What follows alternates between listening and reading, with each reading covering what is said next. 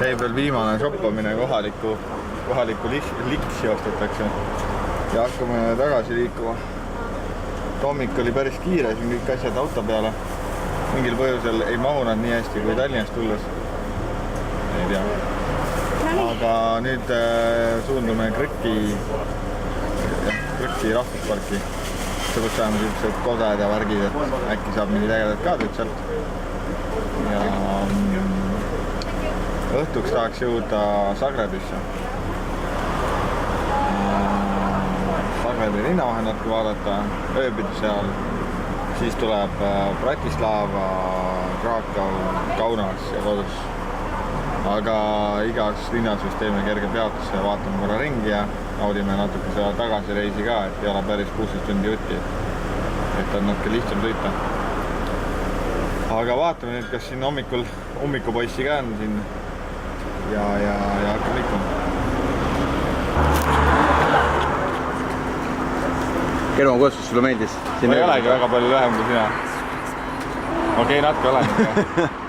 Ära nüüd muretse. Ära muretse. Siim tuleb siin. Ma olen ka nüüd küll. Omanik saab mina.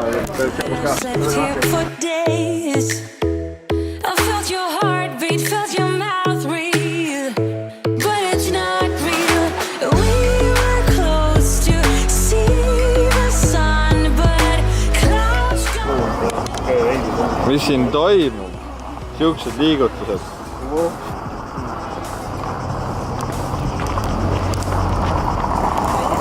Hea küll või? Lähme või? Ma arvan, me oleme valmis minema.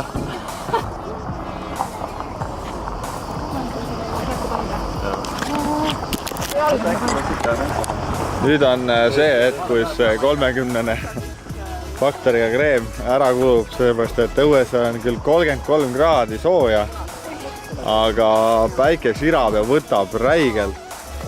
Ja siis me peame veel mingid kilomeetrid matkama kuskile, et jõuda sinna Krõki rahvuspargi koskadeni, kus saab vist isegi vetusulpsata, aga sinna peab kuidagi jõudma ka, et ma tunnen juba, kuidas mu sääremarjad seal juba tulitavad, aga sinna sai ka kreemi peale, aga ma ei tea, peab vist rohkem panema igaks juhuks. Tulime nüüd siia Krõki rahvusparki ja lähmegi vaatame seda sama koske, mis siin peal on. Kohe mõtlen teile. On Skrodinski pukk. Mis koskede jada siin. Siin saab isegi vist ujuma minna. Ja see pilet on 180 kuunat. Selle sees on ka 10-minutine bussireis. Sellest sissepääseb sinna Koseni. Tagasi saab ka, ma eeldan, iga 10 minuti tagant see läheb. Ja see rahvuspark on päris suur ja siis teised pool otsas on ka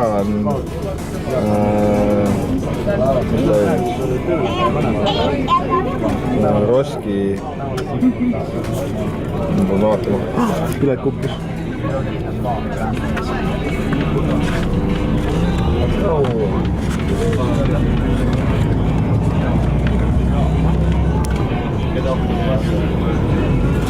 Teepool on siuke asi nagu Roski slapp, mis on siis ka mingi koskede jada. Aga sinna me läheme autoga, sinna saab ka bussiga siit minna 3,5 tundi, aga siis me peame siia tagasi tulema. Ja me läheme pärast sealt juba edasi, et siis oleme siin ääretelt saab ujuma ka minna ja juba on seal vaatad.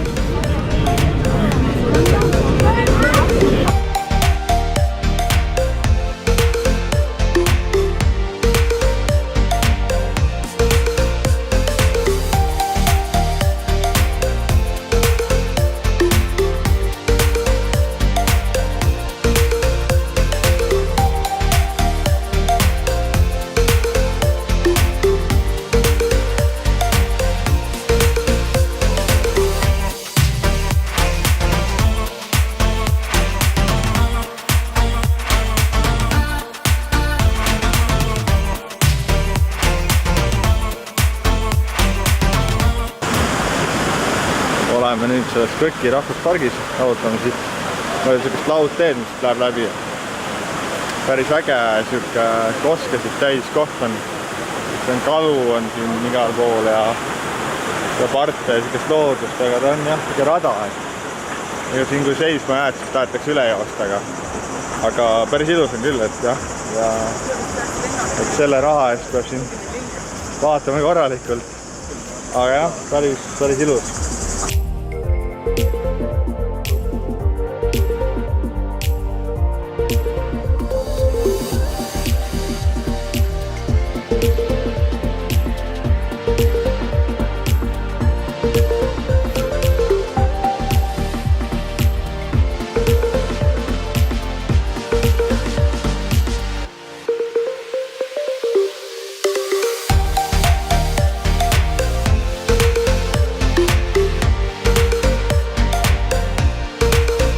Päris okei vaade. Ei saa nagu kurta väga ilus.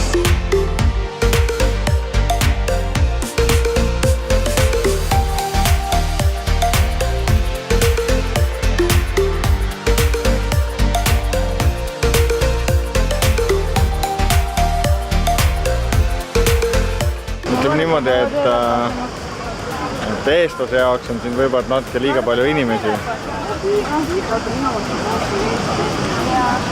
Mul on vist vaja kõik vee alt läbi tõmmata. Ma pritsisin enne selle mingi niiskuse võis olla kaitsega vaata. Eks siin see turisti atraktsioonidega ole nii, et aga lähme vaatame, kas saame äkki sinna Kose sisse ise ka külile visata.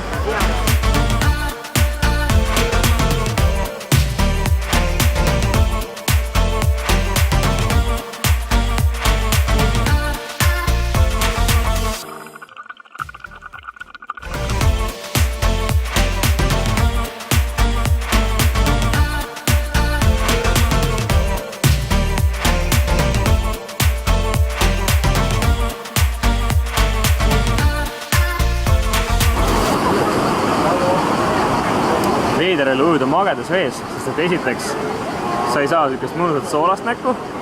Oli muidugi hea, värsketav, vesi oli väga mõnus, aga jamale sellest see vesi ei kanna hästi. See pole soolane või? Seal natuke edasi on nii sügav, et no üle 3 meetri kindlasti, et see võib veel olla.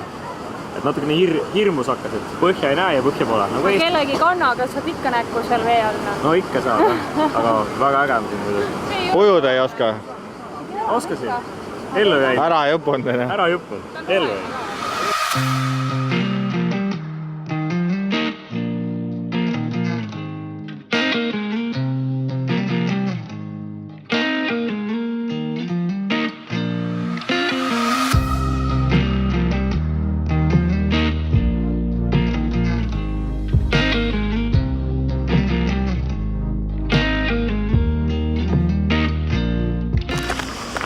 Nüüd oleme tulnud siukse koha juurde nagu Roskislapp, vist oli või midagi sellist. Slapp. Siin peaks olema mingisugused kosed siuksed järjest. Teeme siin siukse kiltsahvle ringi, lähme vaatame veel ühe kose mingi üle ja siis auto tuleb tagant ja siis lähme käime vist rannas ujumas või midagi. Vaatame.